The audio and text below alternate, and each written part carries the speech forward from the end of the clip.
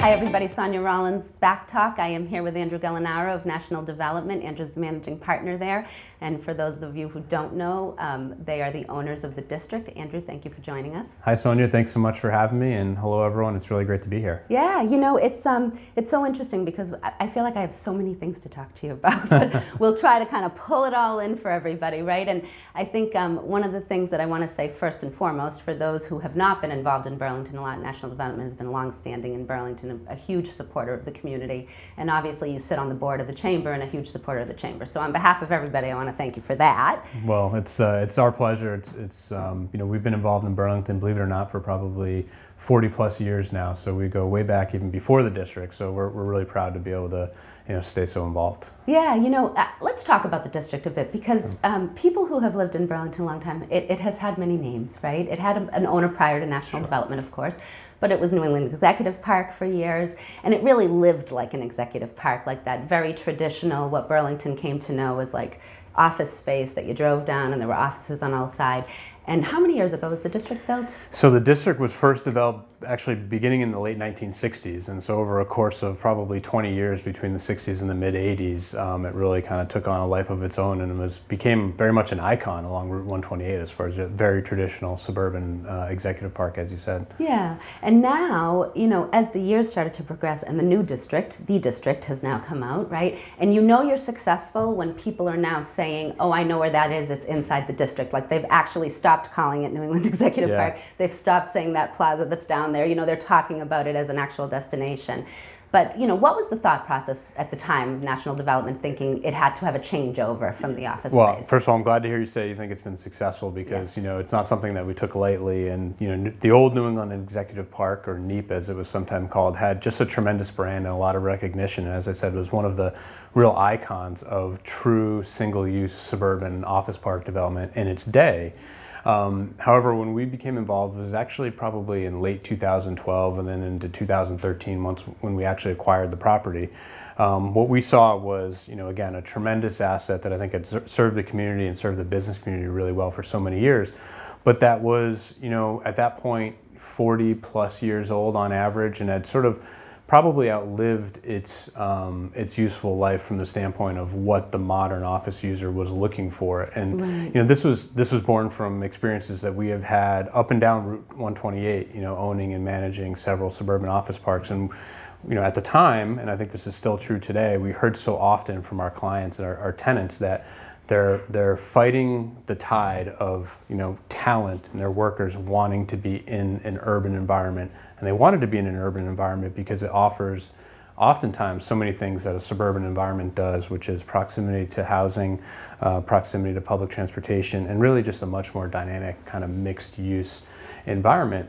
And our viewpoint at the point in time when we started getting involved back in 2012 was that this property actually represented just a tremendous opportunity to create a little bit of an urban alternative within a suburban environment and start to bring in some of those elements that were really meeting kind of the modern office tenants' demands. And so that was the vision at the time. Yeah, and modern office is really something to think about because people are not going to work the same way. Well, especially now, and we'll get there, right? But people we're not working the same way, and they really wanted those amenities. We talked about it a lot in Burlington, that Burlington had this ability to have the location where people could go to work and have amenities around them. Enter the district, which now pulls all of that even tighter together. I think that's exactly right, and you know, still staying with the pre-COVID period because COVID's certainly changed the game from certain standpoints. But even in pre-COVID, I think folks just didn't want to be and weren't required to be tethered to their desk from 9 to 5 every day, and so having an area with a little bit more density, and I think most importantly, a factor of walkability, which oftentimes just doesn't exist in the suburbs, was really a competitive advantage. So, you know, if I show up at work at 8 or 9 o'clock in the morning and I want to have a walking meeting with a colleague while we go to get a coffee outside, you know, those are the types of things that we thought kind of were the foundation of creating a little bit more of a modern workplace environment. And so, again, that was part of the vision. And as you know, of course, there's a hotel there as well, which is, you know, oftentimes a natural complement for a commercial environment. And so, you know, that was the idea. And as you said, I think we've been successful. Luckily, it's been a great run over the past 8 years.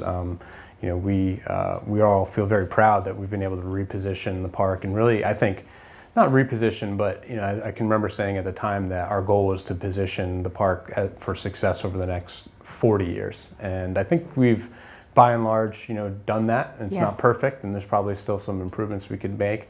But luckily, through a lot of really, really great partnerships in town that allowed us to execute our plan, we were able to do that. Andrew, I have to tell you, I think it's pretty close to perfect. Though. I do. I'm a stickler to some of these things, but when you go down there, you do have the walkability factor. You have a visually pleasing plaza, right? I mean, Yeah, a look sure. or strip that goes down. You have restaurants that are both high-end restaurants where people can sit down and eat. You have Press Cafe, which we all talk about, of course, Yeah. right? Because that's done very well for itself. But then you have restaurants like Island Creek and Tuscan and Black and Blue, and you have the hotel. What I've noticed in the world of real estate a bit, right, is also just that one more component of mixed use, which is the residential component. Yes. You've seen it a lot in other developments such as yours. Speak to that a little bit, like the use of residential and why other places do it, and is that something that Burlington should think about in times? And I would say yes, the short answer. And so we're certainly not ones to sit on our laurels, and I appreciate the perspective, but I do think that there is a missing element, and that could be residential in a setting like this. And really what we found is that, along with all the factors I mentioned about folks wanting a little bit more flexible work environment, in general, folks also want to be able to work nearer where they live.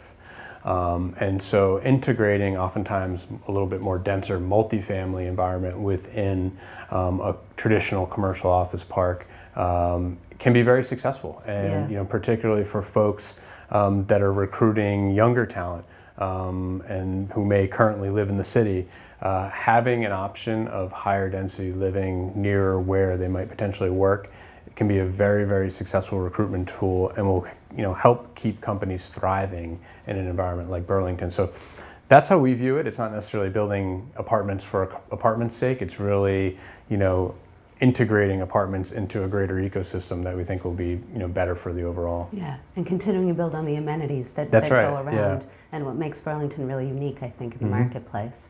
All right, speaking of what makes Burlington unique, we have so many great restaurants that are here, and we're going to go and show everybody one of our foodie segments. We're happy to be back out on the road with foodies. Tad and I went out and saw Blaze Pizza, and we'll be right back after we take a look at foodies. Hi everybody, Sonia Rollins. We are excited to be back out at foodie locations today. We are at Blaze Pizza down off of Middlesex Turnpike, and excited to be looking at all the different things that they do here. Burlington has so many different great pizza places, and this one is no exception. We're looking forward to showing you some really great eats. So, I was saying that all pizza's not made the same, really. I mean, there's a lot of great pies that are made in town, but yours has a little bit of a uniqueness to us. So tell us a little bit of what makes Blaze different. I think something that makes Blaze Pizza so different is definitely our team that makes the pizza. Everyone here is so passionate about the work they do and, the guests that we get to serve every day. And so with that, we just want to make sure that everyone gets what they love when it comes to pizza. And we really have a great variety when it comes to our menu. I mean, from gluten-free to dairy allergy, just to your regular, pepperoni pizza. We really have a great variety. It's almost like it's a really neat concept because you really fine-tune the pizza, meaning like someone can choose everything. Like I, for example, am a gluten-free person, so it's great because you can pick your crust, you can pick your toppings, and you kind of take it through the line, and then the pizza's made for you right on the spot, correct? Correct, and I think we nailed it there. It's like everyone has kind of a different preference when it comes to their food, and I think it really helps with families who maybe have the parents that want a really unique pizza with the ricotta and artichoke, and you have your kids that just want a simple cheese pizza, so you get that variety while still, at an affordable price, and, kind of build your own way. Right, and you don't just have pizza, because I'm looking in front of me, there's a great salad. So what else do you serve at Blaze? Yeah, we really have been, expanding our palette, I would say. Pizza is the core of our business, but something new to the menu, which I have in front of us, is this cheesy bread, and people are loving it. I mean, you can't go wrong, right? No, you can't. It's so silly, but it is so great, and it's only silly because we just didn't know it was going to be such a huge success. And it really has helped us so much during this time to have that additional item that people are loving. So definitely worth a shot. And also even our salads. I mean, sometimes you just need that little combo, and our berry salad has that nice next level flavors, we would say. Yeah, I mean, I find that when you look at the menu here, the menu has a lot of different varieties, like you said, for a lot of different people, but also to kind of have a family be able to have, if someone wants a salad, someone wants a pizza, someone wants a little of both. So everything's made to order in the store. Correct. So we do have our made-to-order items, which is, our pizza, which is, like I said, 3 minutes to cook. So you really are going to get a great variety in a quick span of time. In addition to the food part, which of course is vital, right? Now let's talk about the restaurant itself. Blaze has been involved in the community. I know you're involved in Burlington, but talk a little bit about that, about community service and the value of that.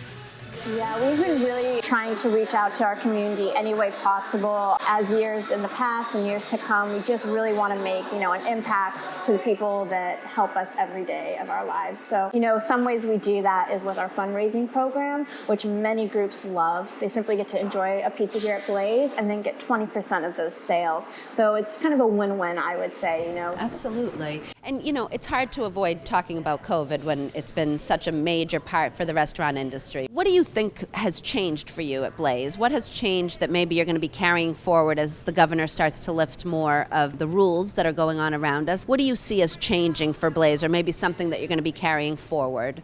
We always have a clean and sanitized restaurant, even before COVID. It's just part of restaurant protocol, is making sure that food and service is safe. We have curbside pickup, which many people enjoy, just simply pulling up their cart and we bring out the pizza to them. So it's just another way to safely kind of, enjoy your food with whatever your comfort zone is. At the moment, we do have limited seating, but we try to make it work for everyone by what you can see even on your table now. We have signs that simply say, grab a seat, so guests can sit where they want, as well as just hold up, let us sanitize that for you and make sure the table is ready to go, since we are a quick service. But we also have our signs that kind of say this table is temporarily closed. And until we can, really fully open the dining room, it's just a way to really encourage spacing. The thing that I always say to people in a restaurant is, if you were going to order a pizza from Blaze, what would you order? Gosh, there's a lot of things I love, but Your go-to. My go-to, well, I like to keep it classic with our original dough. It's nice, light, and crispy, and then we have a nice spicy red sauce. I love bringing the heat with my food and really taking the spice to the next level with our jalapeno and spicy vegan chorizo. Did you say vegan chorizo? Yeah, so we do have some vegan items here that really work for dairy allergy as well as vegetarians and vegans as well. That is fantastic. And for people, just the hours, because we want to make sure that we tell everybody when you're available. When are you open? Yeah, so we're here right in Burlington, located next to the Burlington Mall, and we're open from 11 to 9, and you can find us on blazepizza.com, where we have great online specials for delivery and pickup. And then, of course, we're always in store, ready to, fire up the oven and serve your way. So here we have our fresh dough balls that are made every day. We have them ferment for 24 hours so that we can get a great flavor and get that perfect proof every time.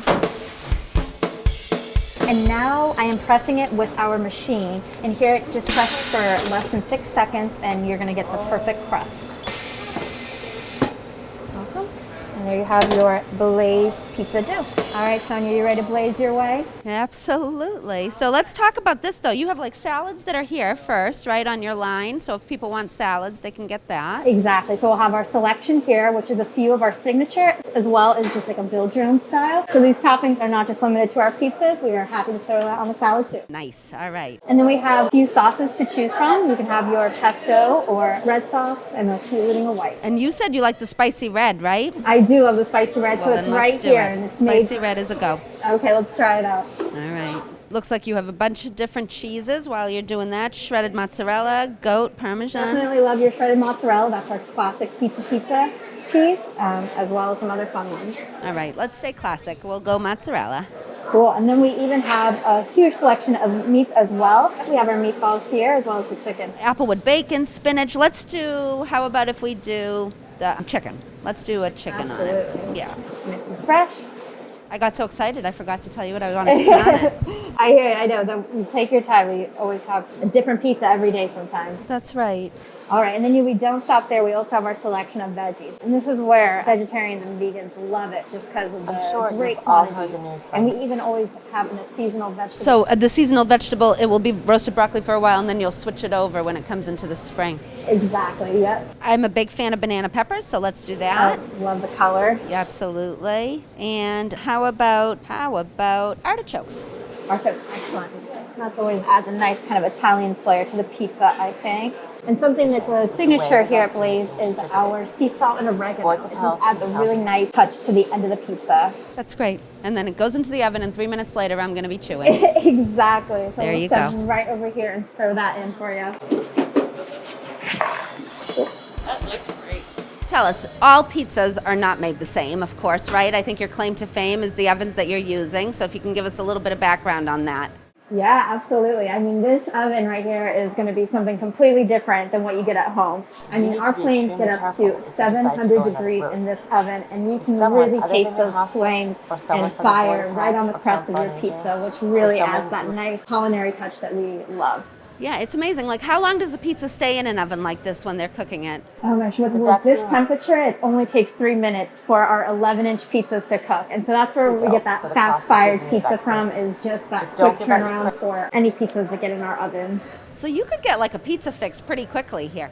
Oh, definitely. I mean, even just with the dine-in component and eating, to go, you can kind of just have a quick lunch or, a nice meal when you got the family in the back going crazy. Right. A nice stop by and stay warm with the oven and, get your pizza in 3 minutes. Perfect.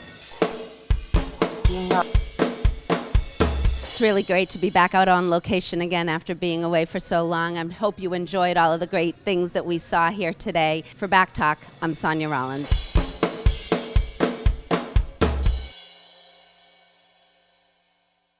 All right. It was great to be back out on the street again, Andrew. It was like, COVID has done a lot, obviously, in the past year, and some of it has been debilitating, and the restaurants have been one of them, right? So it was like this moment in time. Tad and I were back out there, and we're like, okay, here we go. We're coming back in. So that must have felt good. It felt good to be back out there, and it's nice to see them, kind of getting some activity going. My hat's off to them, because you have some restaurants, obviously, in the district, and it's, it was hard to see them struggle, But now they're kind of coming back, so we're happy to see that. Yeah, so Blaze Pizza, everybody. Please go grab your 3-minute pizza. It's yummy. All right, but speaking of COVID, this is like a good segue for us, because Burlington has been a community that has relied heavily on the commercial industry, right? And we're very appreciative. Those of us who live here and work here really understand what that's done for our taxes. And so talk a little bit about that, about the commercial industry, about what's been going on, especially in what we've always called Class A office space, right? Sure. And what you see that looking like. Well, I'll say this. I mean, it's. I think the story is the jury is still out a little bit on kind of the longer term implications for commercial office space. Yes. But undoubtedly, over the past year or so, we've seen little to no leasing activity from traditional commercial office users. And I think the reasons for that are probably obvious, right? There's so much uncertainty. So many folks are just working from home and really not utilizing the office. And the question that we ask ourselves all the time is, what does this mean, in the medium term and the long term? And I will tell you that as a baseline, we're relatively convinced that on average, companies will find a way to utilize less traditional office space going forward. And I think that's a reality, and I think the onus will be on companies like us to adapt to that reality as quickly as possible. And luckily in places like the district, we think that we're really well suited to do that, because the importance of having a differentiated work environment and more of a mixed-use environment, I think, is now more than ever critical. Yes. And because for more single-use commodity type environments, I think they'll likely lag behind even more than probably they did pre-COVID. So that's our viewpoint. I think it'll also mean, as a landlord and a commercial property owner, being more flexible with our tenants, working with them in partnership, oftentimes entering more shorter-term arrangements that allow them to get their feet under them and figure out their long-term planning needs. Yeah. But it's difficult to see a scenario just with the relative success of virtual work where folks aren't on average utilizing less office space. And I think it's not as if it's one or the other. In other words, working in the office or working in the home. I really envision an environment where flexibility is the new norm. And, I might take a call or a meeting starting at 8 o'clock from my home until 10 o'clock and let the traffic subside and come into the office from 10 to 3, at which point I may go pick up the children and, from school and drop them off and then work for another 2 or 3 hours. And I think the flow through effect of that will be less designated workspace on average in a traditional office, which will again shrink the footprint and give rise to more flexible work environments. Yeah, and I've heard people say this. I'm involved in town government, of course, right? And we've been talking about this a lot on a budget stance as we come into budget season. People saying, well, they're going to come out of the city and come to the suburbs, and I don't want to put words in your mouth, so I'm going to say I'm going to hold what I think, but my question is that apples to apples? Is people coming out of the city and coming into the suburbs, does that equate to the suburban commercial space is going to be busy? Nothing's busy right now from Yeah. a commercial leasing standpoint, Yeah. in this exact moment in time that we're in. However, I would say generally I agree, because if you look at the single family home residential market, for example, Yes. it's been an incredibly active time over the last 12 or 18 months. No And what question. we've seen, because we also own apartments in the Yes. city, which have really underperformed because folks are really accelerating that decision to move out of the city and start a family or get a traditional single family home. So I do think that it follows, going back to the kind of premise that folks want to work near where they live, Yes. that ultimately, relatively speaking, suburban office ought to do better perhaps than its urban counterpart. But I still think, Better by comparison to what? yeah, exactly, in right. relative terms. And so, it sort of leads into a conversation of, as a landlord and as a community, what are the types of things you can do to kind of prepare yourself for that eventual reality. And I think it is creating more mixed use environments, integrating whether it's housing or other uses into suburban office communities to make them more vibrant and more relevant. Yes. And then I think, there begins to be a discussion, and certainly in Boston, this is the topic du jour of laboratory space, life science research Yes. space.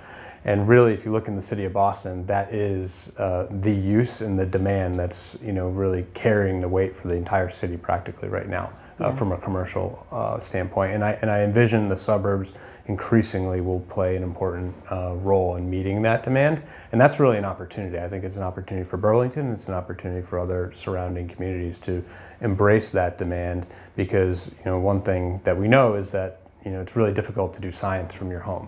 It's not recommended. Yeah. So People may try. Yeah, Right. there's really high quality, world-class research firms that are based, very near here, and we're very lucky to have that. And I think as an outgrowth of what's happening in Cambridge, Burlington could stand to capitalize on that. It's very interesting because we've always talked about the location of Burlington, right? Just where it sits, how it sits, by comparison to the highway, that kind of thing. And you're right, as things come out, we need to be set for that. So for those who are watching, that really talks about the zoning factor, Yes. right? And being able to zone for specific things to be coming in. And that's really the integral part that comes in. And the planning phase for that is how long, Andrew? I mean, just so that people can understand, when you're trying to place zoning in place, how long is it for a tenant to come after said zoning is set? Oh, sure. I mean, it could be several months, if not years, right, depending on the particular tenant and the particular use. And so having that certainty in place when you're beginning to have those conversations with users is absolutely critical. And, Right. and I will tell you that if you look at a Waltham or a Lexington, for example, they've really embraced the life sciences and have embraced making changes within their zoning bylaws that kind of readily accommodate those uses. And again, I think the same opportunity exists for Burlington. But tenants are savvy. They know one of the first questions they'll always ask is, what's the zoning, what's the community's perspective on this particular use? Right. And so having a really succinct, answer to that will give real credibility to the community at large as far as attracting that use. Yeah, because from start to finish, like you said, could be months, could be years. Mm-hmm. But again, for people who don't Sure. do commercial real estate, or for people who aren't involved in it on a day-to-day basis, when a tenant is looking, is the overall picture location first, zoning first, a little, where their employees are willing to go by comparison, the amenities around them. We always talk about this stuff in town. It's every one of those points. Yeah. It really is. And I would say each one of those points could be a limiting factor. In other words, if the zoning's not there, that's prohibitive. If the amenities aren't there, that's prohibitive. If the location doesn't work, it's prohibitive. So Yeah. you really kind of have to fire on all of those cylinders. And the communities, again, that have been able to do that, you've seen been really successful. And we think this is just a huge part of the economy going forward. As I said, the city of Boston is living it in spades right now, and the city of Cambridge, frankly, too. It's propping up, the demand drivers in those areas. And, Burlington, there's no reason why Burlington couldn't capitalize on that likewise. Especially given, like you said, some of the neighboring companies that are already Sure. here, because like attracts like, right? Sure. We've always talked about Leahy, and we've talked about all the different things that are really engines, Sure. economic engines for the area, and all of the parcels around them kind of sit and wait to kind of do their thing. Yeah. If you were to give one piece of advice, if you could actually say, hey, Burlington, I think you should do this first, what would that be, do you think? From a life sciences standpoint, Yeah. I think creating definitions within the bylaws that create a really clear pathway to permit those types of projects. And there's really kind of two main types of uses. One is research, and the other is manufacturing, because after the drugs have been researched and tested and ultimately approved, the companies need a location to manufacture those drugs. And oftentimes those facilities want to be located near where the research is happening. And so it's really a two-pronged opportunity, and they're two slightly different uses. And having clear definitions, because when most of these bylaws were written, decades ago, Sure. nobody was thinking about these types of things. Of course. And so now that they're really forefront of mind, I think creating the right avenues within the zoning bylaws to accommodate them would be a really smart thing to do. Yeah, and we're in a very, I don't know if we're unique. We feel like we're unique, right? So we're in a very unique situation in that Burlington's done a good job with the private-public partnerships and Yes. being able to talk about what's important for a community, both on the residential side and the commercial side.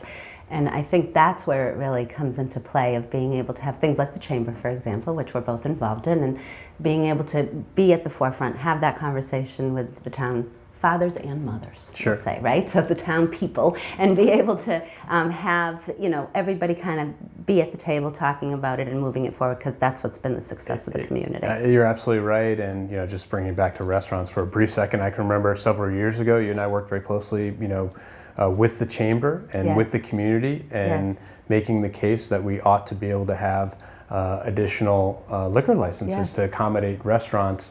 And the premise at the time was that it was important for the commercial environment. And I think that's really proved itself in spades over the last several years. And it's just a great example of that partnership, definitely. Of that partnership, absolutely. Well, Andrew Gallinaro, thank you very much for joining us, Managing Partner, National Development, the owners and operators of the district, and thank you as always So for great to be joining here. us.